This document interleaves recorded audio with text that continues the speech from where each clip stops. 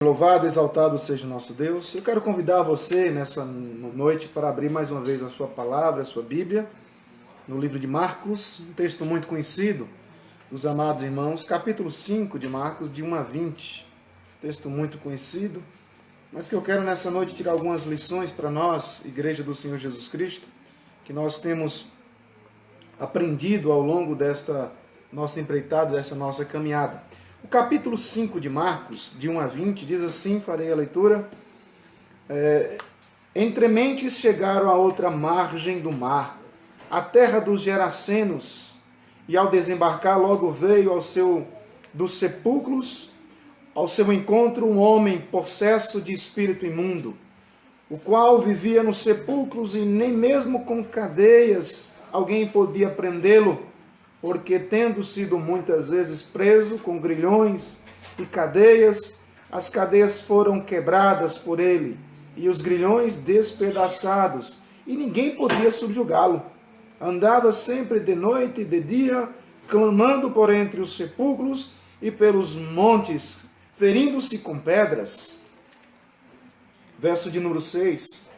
Quando de longe viu Jesus, correu e o adorou, e exclamando com alta voz: que tenho eu contigo, Jesus, Filho do Deus Altíssimo? Conjuro-te por Deus que não me atormentes. Porque Jesus lhe dissera: espírito imundo, sai deste homem. E perguntou-lhe: qual é o seu nome? E ele respondeu: Legião é o meu nome, porque somos muitos.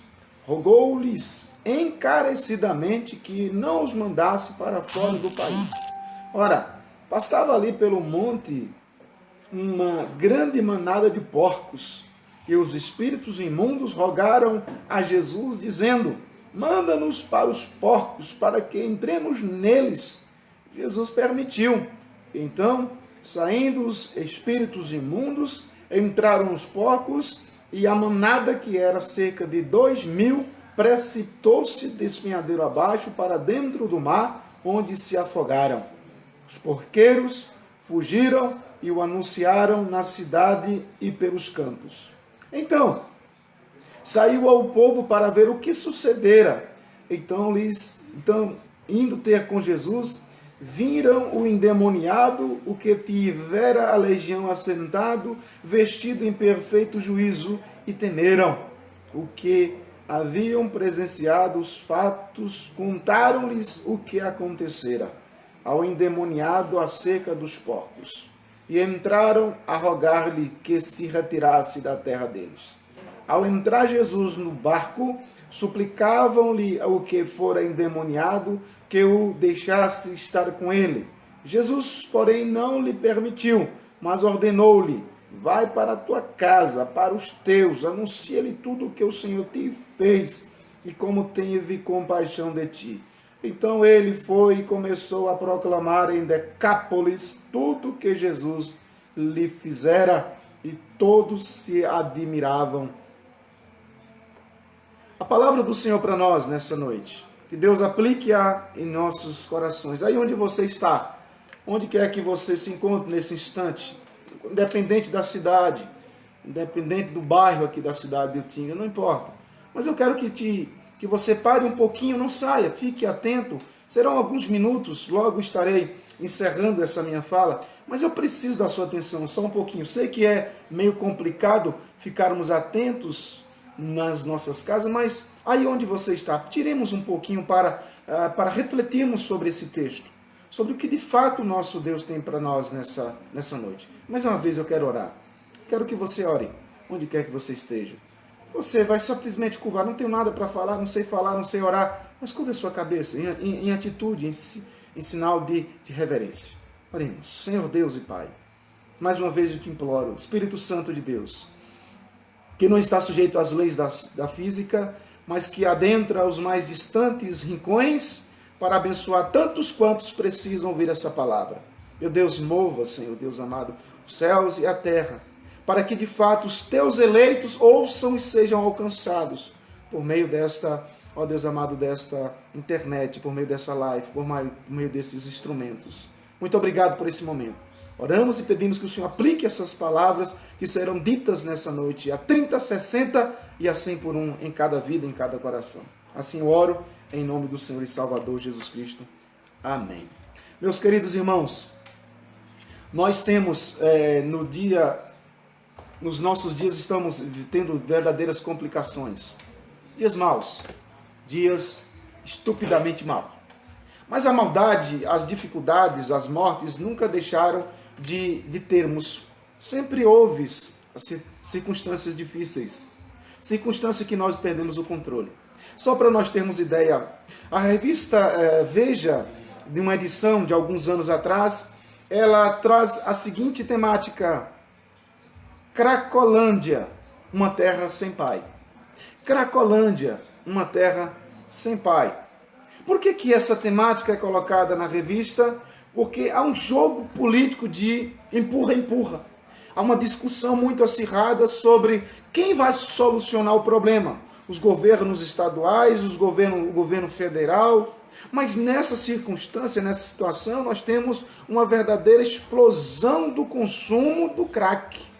Uma verdadeira explosão do consumo das drogas. E quem vai combater? O combate ao uso das drogas, dessas drogas mais devastadoras das últimas décadas, descamba simplesmente nesse discurso simplista. Buscar o culpado. Buscar o culpado, o que fazer, como fazer.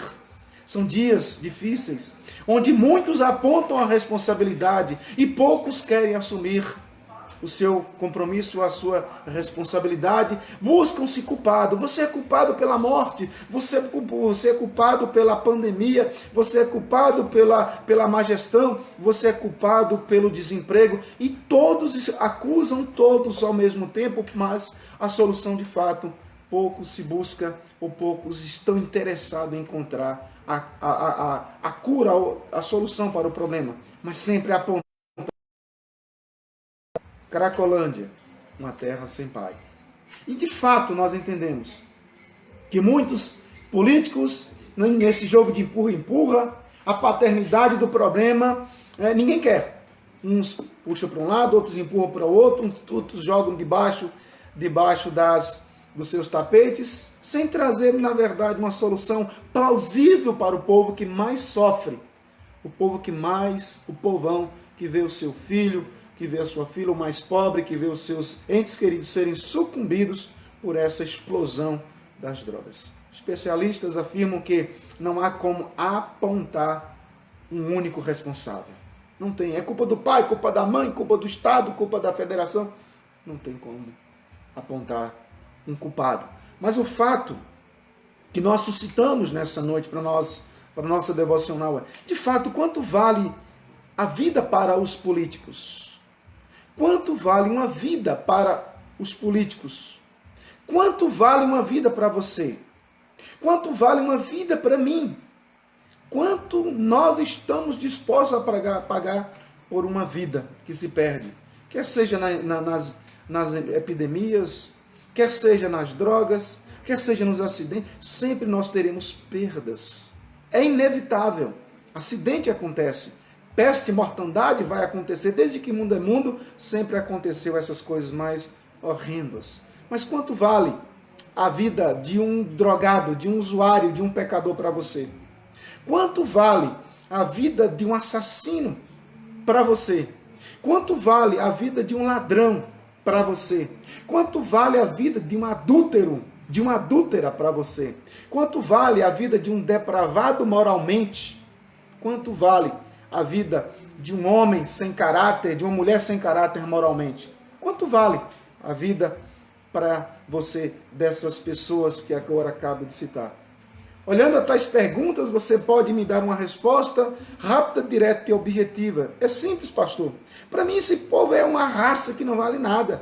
É um povo que deveria o carro passar por cima e nós não teríamos mais a ver com essas pessoas. São pessoas ruins, só causa males à sociedade. Parece que, com certeza, boa parte nós daríamos uma resposta semelhante a essa. Porque, na verdade, para muitos eles não valem nada. Quando nós olhamos para essas perguntas, parece simplesmente serem difíceis ou com uma dificuldade para respondermos. Mas o que a Bíblia, o que de fato a palavra de Deus dá, ou ela tem como resposta para nós? O que ela ensina?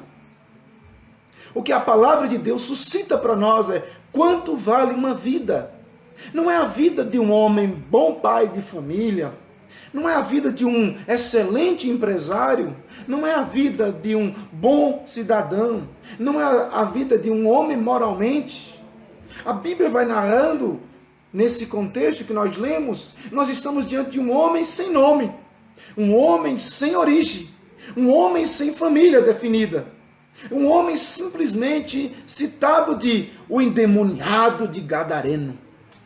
O endemoniado. Ele é conhecido na história simplesmente com esse nome. Aqui nós temos um homem de calamidade em calamidade, de miséria em miséria, de tragédia em tragédia. O homem acabou por viver entre os sepulcros. Ele acabou por viver entre os montes.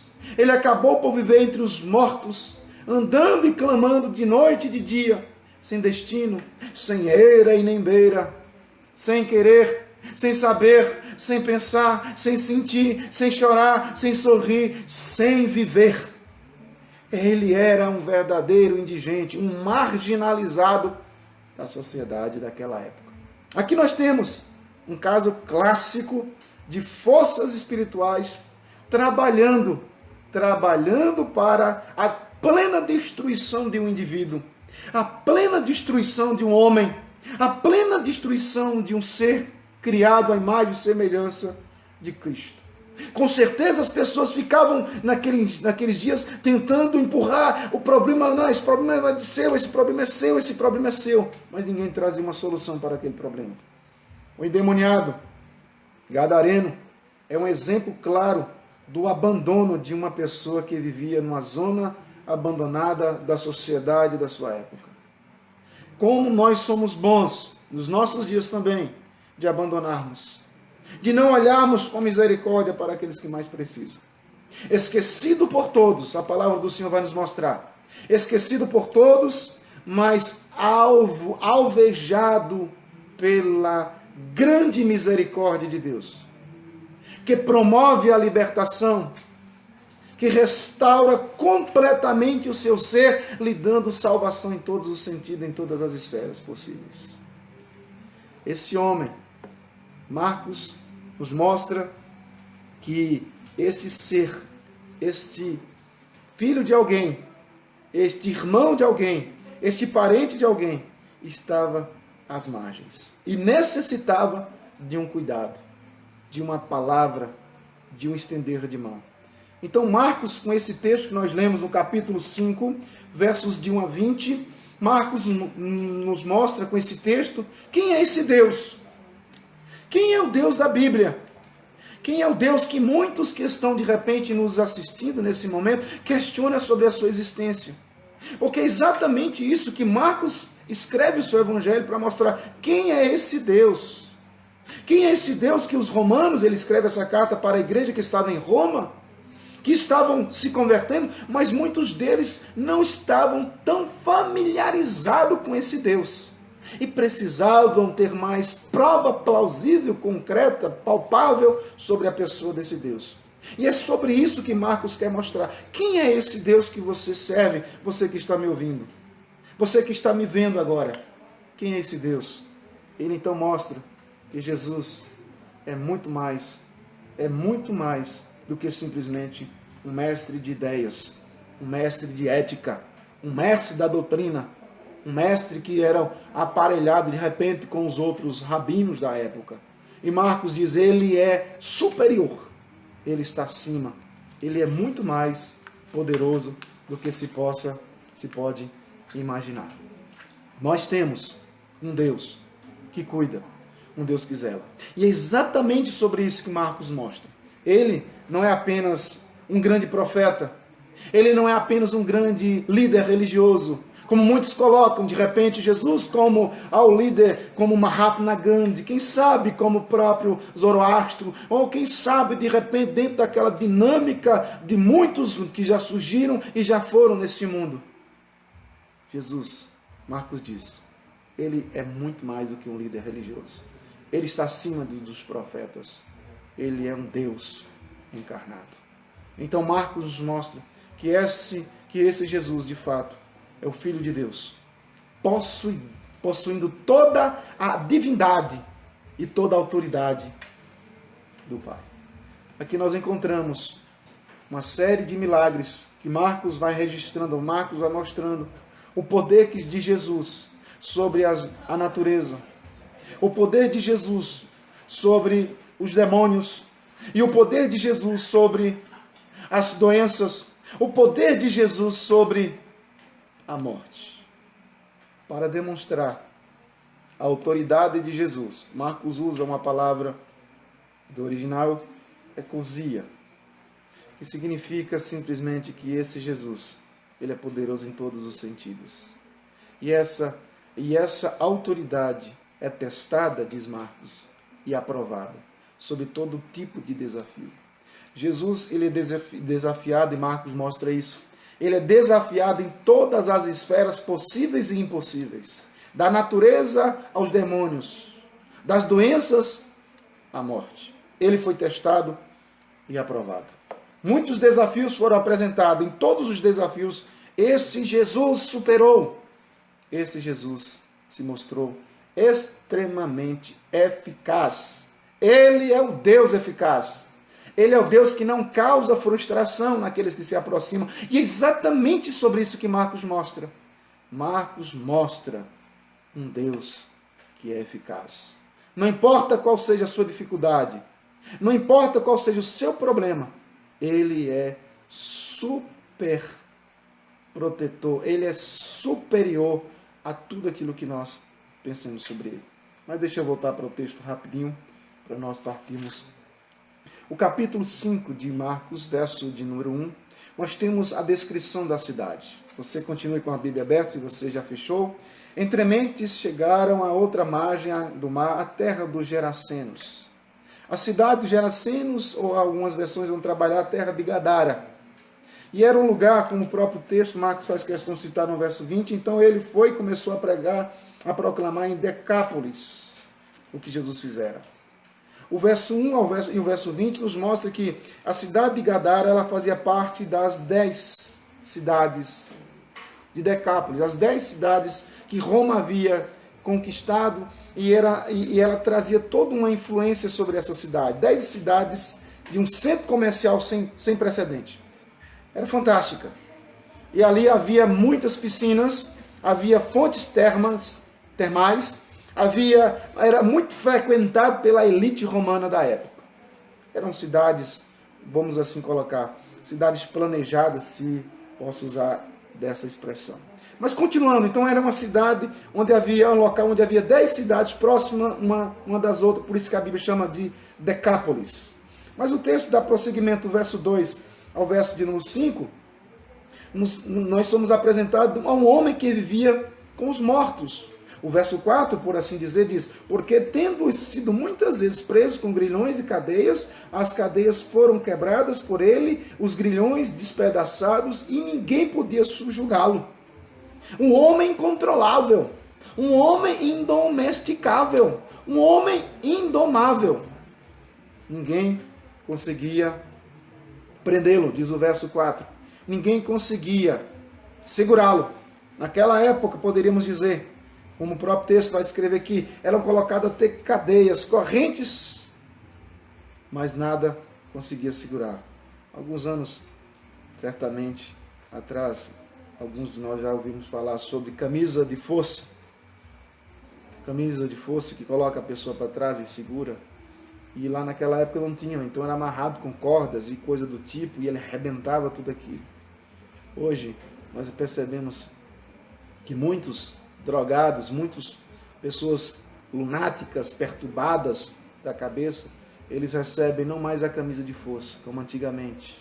Nos nossos dias, eles recebem drogas injetadas ou em cápsula, que ficam acamadas, que ficam calmas, que ficam fora do ar, pois essas pessoas são perigosas, e assim acalmam, os psiquiatras acalmam essas pessoas. O capítulo 8 de Lucas, versículo 27, diz mais que ele vivia nu. Lucas é enfático, Lucas diz que ele vivia nu. Um longo período, um longo tempo, ele vivia nu. Ele era pervertido. A pessoa não tinha mais vergonha alguma. Ele era um homem que andava nu. Interessante analisarmos esse ponto de vista de Lucas, pois a nudez é um sinal de vergonha.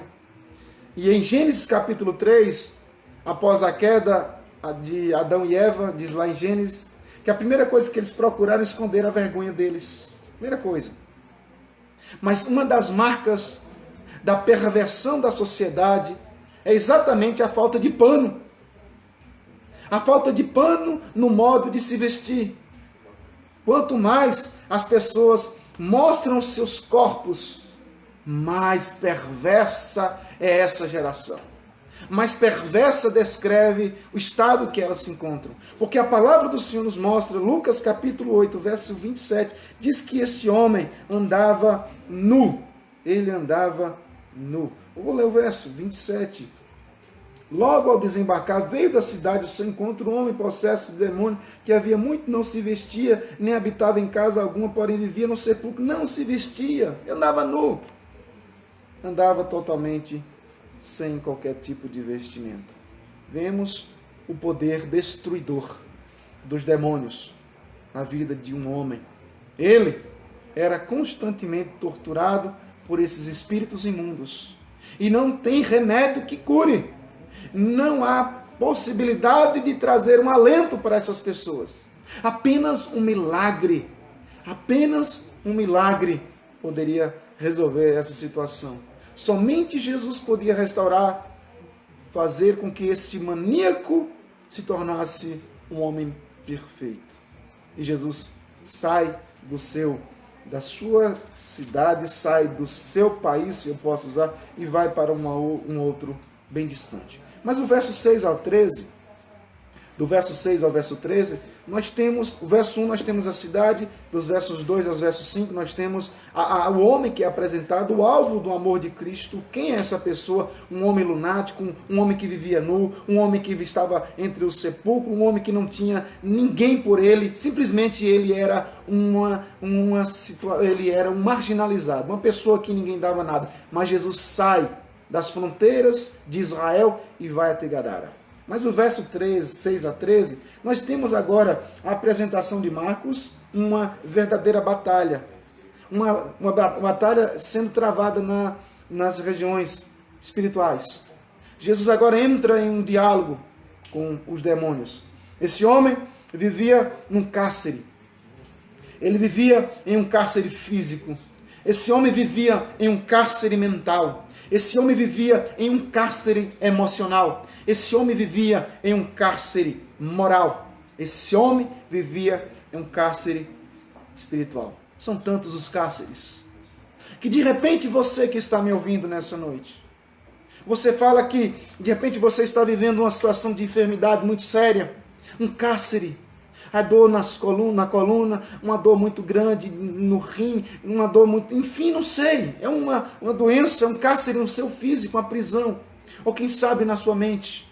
Ou muito quem sabe no seu emocional, como eu falei hoje pela manhã. O emocional. Alguém lhe subjugou.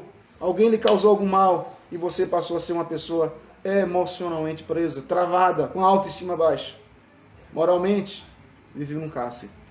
Mas a palavra do Senhor então nos mostra que todas as dimensões da vida desse homem estavam encasteladas, enclausuradas, trancafiadas. Ele estava vivendo uma verdadeira trincheira, não podia sair.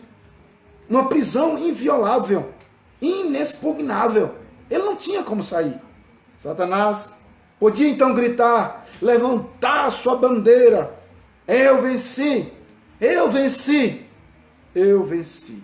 Você é meu, dizia ele sobre aquele gadareno. Mas o verso 6 diz a palavra do Senhor. Quando de longe viu Jesus, correu e o adorou. Viu Jesus e o adorou. O advérbio que é usado nesse texto, de longe. Esse homem estava totalmente longe do reino de Deus, distanciados, vivendo uma situação difícil. Longe, então, nós olhamos para o texto, caracteriza um mundo pagão, um mundo onde as pessoas vivem alheias, alienadas, sem saber da sua vida no amanhã. Estão simplesmente como verdadeiras pessoas intocáveis, se eu posso assim dizer. Não sabe, vivem para comer, vivem para trabalhar. E a palavra do Senhor nos ensina sobre um homem, uma parábola de um homem que tinha muitas posses, derrubou os celeiros dele, fez outro celeiro, porque ali havia muita, mas muita comida, ele precisava reservar. E Jesus disse: louco, esta noite te pedirão a tua alma, e o que tu tens reservado para quem será? E aí Jesus diz: assim é aquele que não é rico. É rico aos olhos do mundo, mas não é rico aos olhos de Deus. E quantas não são as pessoas que sabem que Jesus nasceu, comemoram o Natal, o Natal, comemoram a Semana Santa, a morte de Jesus na sexta-feira, e até no domingo comemora a ressurreição de Cristo, mas só consegue vê-lo de longe, não conseguem ter uma experiência com Cristo ressurreto, como este homem. De fato estão longe, conhece de Jesus, já ouviu de Jesus, mas não aproxima de Jesus. E a minha intenção nessa noite é que você possa se aproximar de Cristo, que você possa compreender, que você possa entender. O verso 7 diz a palavra do Senhor: exclamando com alta voz: que tenho eu contigo, Jesus, Filho do Deus Altíssimo? Conjuro-te por Deus que não me atormentes, que não me atormentes. Um Deus que atormenta os demônios, isso é muito interessante. O demônio tem atormentado muitos homens, muitas famílias, muitas pessoas são atormentadas pelos demônios. Mas o texto em questão diz que o Deus de Abraão, Isaque e Jacó, esse é o Deus que atormenta os demônios. Jesus Cristo, ele é o atormentador dos demônios. O que fazes aqui, Jesus, diz o texto. Os demônios falam: esse território é nosso. Este cárcere, esse homem, está ocupado por nós. Este prisioneiro, Jesus, é nosso. Suma daqui, Jesus. O porquê os demônios falaram desse modo para Jesus? É a pergunta. Por que eles foram tão agressivos com Jesus?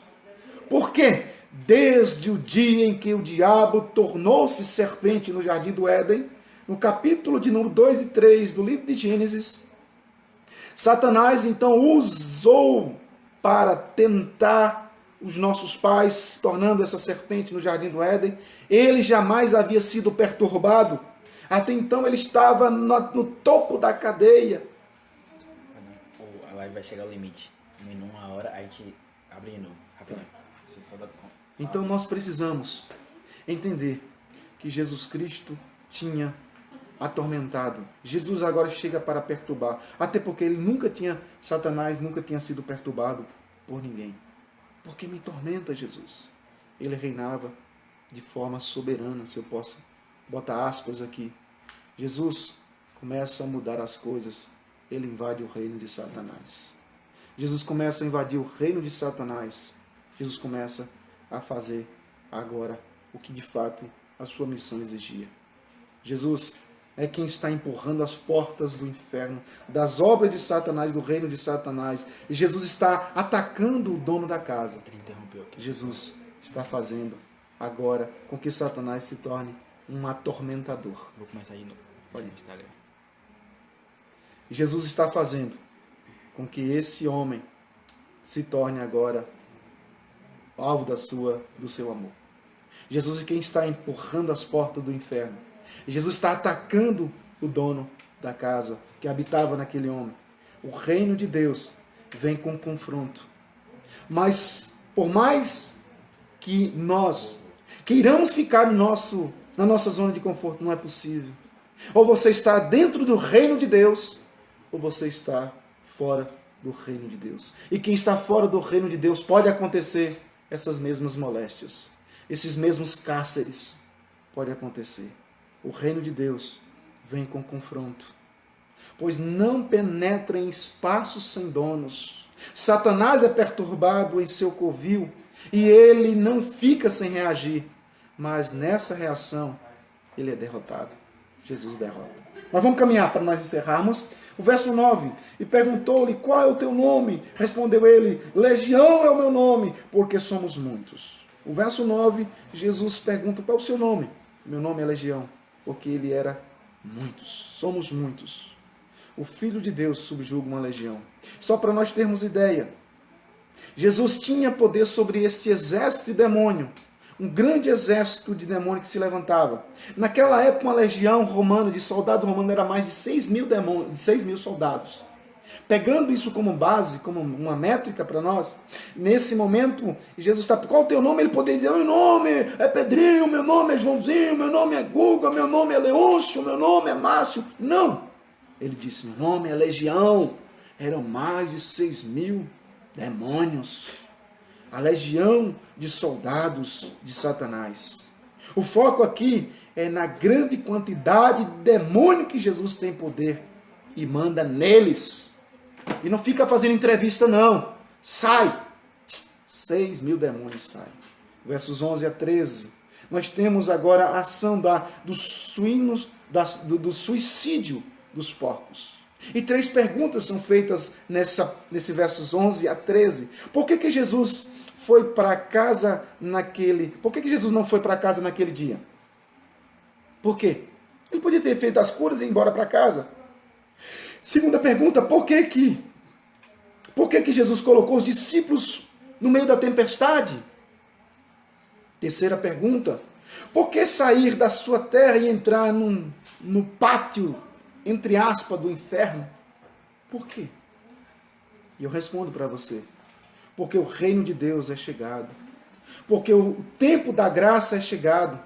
Porque a salvação dos povos é chegado. E exatamente isso é o exemplo que Jesus Cristo quer nos dar. Jesus não ia para a casa dele porque o reino de Deus é chegado. Jesus, de fato, não mandou seus discípulos embora. Ou para, de fato, ali fugir da tempestade. Porque o reino de Deus é chegado. Jesus tem uma missão com a sua igreja. Preencher cada espaço da cidade de Utinga, cada cidade da Bahia e cada capital e cidade do nosso Brasil. O gerente daquela pousada diabólica, vendo que era irresistível o seu destino, corre e se ajoelha diante de Jesus e diz, manda que nós entremos nos porcos, Jesus. Ele se submete. O diabo não tem o poder que você acha que ele tem. Se você estiver fazendo parte da família de Cristo. Se você estiver debaixo das mãos protetoras de Cristo. Se você estiver debaixo do manto de Cristo. Se você buscar o manto de Cristo que você precisa. Cubra-me com o teu manto, Jesus. É isso que você tem que orar. Tem muita gente que canta por aí afora para cobrir com o manto de alguém. Mas eu digo para você, essa pessoa eles não respeitam. Só Jesus Cristo os demônios respeitam e temem. Esse foi um plano dos demônios. Destruir a vara, aquela quantidade de porcos. E eles conseguiram fazer isso para que Jesus fosse expulso daquela região. Porque aquelas pessoas, de fato, olhavam para aqueles porcos e preferiram os porcos ao invés de Jesus Cristo. Os versos 16 e 17, para nós encerrarmos, diz assim, 16. Aos que haviam presenciado o fato contaram o que acontecera ao endemoniado e acerca dos porcos e entraram e rogaram que se retirasse da terra deles. Ao entrar Jesus no barco, suplicaram ao que for endemoniado que o deixasse estar com ele. O verso 16 e 17. Coisas valem mais do que pessoas. É isso que nos mostra. Gadara decidiu que Jesus era um perigo para o equilíbrio econômico, para o equilíbrio financeiro da região de Gadara. Nosso estilo de vida não pode ser ameaçado, então tira esse homem daqui. O nosso estilo de vida, eu gosto de uma festinha, eu gosto de um bailezinho, eu gosto de beber, eu gosto de me prostituir, eu gosto de adulterar de vez em quando. Jesus Cristo vem confrontar esse estilo de vida que de repente você escolheu. E se você não mudar, você não vai ver o reino de Deus. E é exatamente isso que o texto nos mostra. Que nós não podemos valorizar mais as coisas, o estilo de vida do que Jesus Cristo. Todos querem ir para o céu, mas nem todos querem mudar seu estilo de vida. E qual é o estilo de vida de Jesus Cristo, pastor? Santidade, sem a qual ninguém verá a Deus. Os gadarenos amavam mais os porcos e os lucros que os porcos davam do que a própria pessoa do gadareno, a própria pessoa de Jesus Cristo. Na realidade, a nossa sociedade não está distante desses gadarenos, não. Nós temos, na nossa atual situação, os gadarenos. Muitas vezes nós vivemos no meio dos gadarenos. Homens e mulheres que valorizam mais as coisas do que as pessoas. Vemos constantemente pessoas demonstrando mais amor pelas coisas, pelos objetos, pelo dinheiro, pelo lucro, pela casa, pelo carro, pelo esporte, pela adrenalina, pelos corpos suntuosos, malhados, bonitos, pelas finanças, do que pessoas, ou mesmo a pessoa de Cristo. Um cavalo de raça vale mais do que uma criança abandonada e colocada no mercado ilegal para ser adotada. Um ancião vale muito menos do que um cão de raça. Porque as pessoas agora estão fazendo aniversário de cachorro, botando bebelozinhos, pulseirinhas de ouro em cachorro, enquanto nós temos crianças e idosos que estão morrendo à míngua em seus cantinhos sem ouvirmos os seus gritos. A nossa sociedade do século XXI se parece muito com os gadarenos. Vacas leiteiras são muito mais protegidas e cuidadas do que as meninas que são usadas pelos traficantes pedófilos. Que inversão de valor é esse que nós estamos vivendo? Dias maus, dias terrivelmente maus. Quanto vale uma vida para você? A conclusão que eu quero chegar nessa noite com esse texto, que nesse episódio nós temos 3 forças trabalhando nesse texto, na vida deste homem. A primeira força que você vê, pode perceber comigo, é a força que está agindo na vida dele, é a força de Satanás. O que Satanás faz por esse homem? Satanás destruiu a vida deste homem. A Bíblia diz, afirma que esse rapaz ele não tinha mais nenhum tipo de valor, porque destruiu a família, destruiu a sua saúde física e mental, e esse homem não tinha paz. O verso 5 diz que ele não tinha nenhum tipo de paz. O verso 5 diz, andava sempre de noite e de dia, clamando por entre o sepulcro e pelos montes, ferindo-se com pedra. Ele era atormentado. Satanás destruiu a vida deste homem. E a Bíblia fala que o ladrão vem para matar, roubar e destruir. A tarefa principal de Satanás é arruinar sua vida, é arruinar sua família. Olhe bem para cá, preste atenção nisso. Você é o alvo predileto no café, no almoço e no jantar de Satanás. E ele não vai sossegar enquanto ele não destruir a sua família, não destruir a sua saúde. E quanto não são as pessoas que estão se acabando, dando cirrose, dando problemas nos seus pulmões por conta de vícios exacerbados. Satanás destruiu a vida daquele homem e quer destruir também a sua vida. Mas também nós temos a palavra do Senhor nos ensina que não apenas as 3 forças, a primeira satânica agia na vida daquele homem para destruir aquele homem, mas também nós temos uma segunda, diz o texto, a sociedade. O que Satanás faz por esse homem? Nada a não ser destruir. Mas o que a sociedade fez por esse homem? A sociedade afastou esse homem do convívio social. Esse homem foi considerado como um caso perdido, alguém irrecuperável, não tem mais jeito. A sociedade deu mais valor aos porcos do que a esse homem. Por quê? Nessa sociedade, você vale aquilo que você tem. Na sociedade do século XXI, é fato, você vale o que você tem. Qual o valor da vida para a sociedade? Para a sociedade, a vida tem valor, mas vale menos que um porco, menos que um carro, menos que uma casa. Nós não sabemos mensurar o valor de uma alma.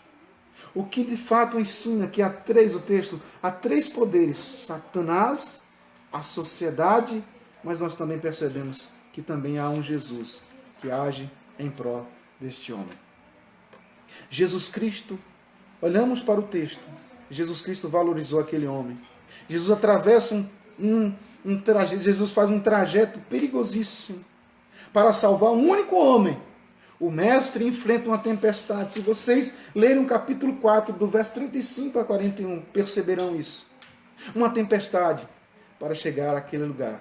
Vai a Gadara por causa de uma única pessoa. Jesus devolveu a dignidade, e ele valoriza aquele homem, mas ele também dá dignidade àquele homem. O verso 15 diz assim: indo e ter com Jesus, viram um endemoniado que tivera a legião assentado, vestido com um perfeito juízo e temeram. O verso 15 nós temos agora um Deus que dá dignidade. Um Deus que olha para um homem que a sociedade rejeita, que o troca pelos porcos. Mas Jesus dá dignidade. É um contraste muito imenso. O cenário é extremamente antagônico entre o primeiro versículo e o versículo 15. Se não vejamos, aquele que antes estava correndo angustiadamente, agora está sentado. Diz o texto, acompanhe comigo. Aquele que antes andava gritando e clamando dia e noite, agora está em silêncio. Aquele que escandalizava todos andando em plena nudez, agora está vestido.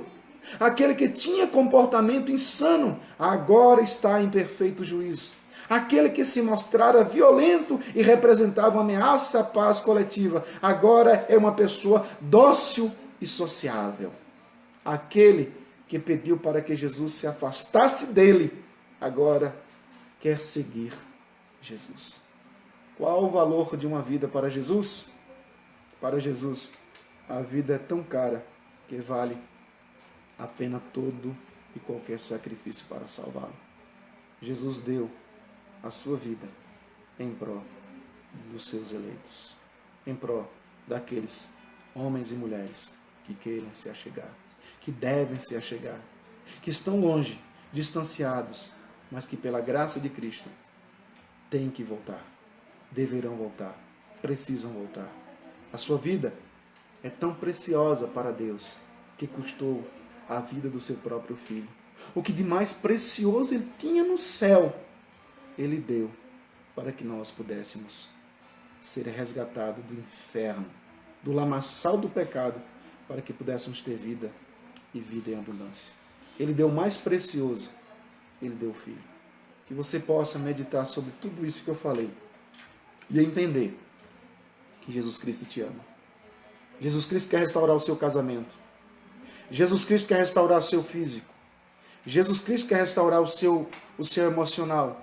Jesus Cristo quer fazer você novamente um homem e uma mulher sociável. A palavra do Senhor nos ensina isso. Eu quero orar por você nesse instante. Quero suplicar a bênção de Deus sobre você que esteve conosco a ter esse presente momento. Feche os seus olhos comigo. Eu quero dizer para você que a nossa igreja, a Igreja Presbiteriana aqui em Utinga, se encontra na rua José Barbosa de Oliveira, ao fundo do Banco do Brasil, naquela rua do fundo do banco. Faça-nos uma visita. Nós temos muito a aprender sobre esse Jesus. Faça-nos uma visita. Venha conhecer mais sobre Jesus. Venha aprender mais sobre esse Deus, que diferente dos políticos, diferente de todos esses que aí estão no poder, eles enjeitam. Mas Jesus Cristo te ama como você está, porque Ele quer te restaurar. Ele quer fazer de você uma pessoa digna. Senhor Deus e Pai, graças te damos pela Tua palavra. Aplique-a em nossos corações, para que sejamos homens e mulheres, ó Deus, bem-aventurados, sabido, ó Deus amado, o preço que foi para nós estarmos aqui, como verdadeiros embaixadores, como Paulo diz, em cadeias, Senhor Deus. Seguros, presos em cadeias, algemados pela graça de Cristo. Abençoe-nos nessa noite.